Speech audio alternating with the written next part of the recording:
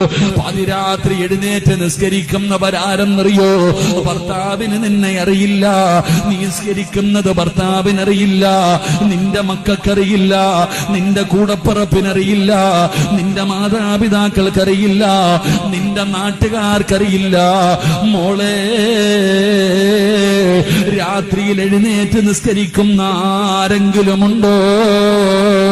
നിന്നെ ഇഷ്ടപ്പെടുകയാ ഭർത്താവല്ല, മക്കളല്ല, കൂടപ്പറപ്പല്ല, കുടുംബക്കാരല്ല, നാട്ടുകാരല്ല, ഈ ലോകത്തിന്റെ അധിപനായ അള്ളയുണ്ടല്ലോ.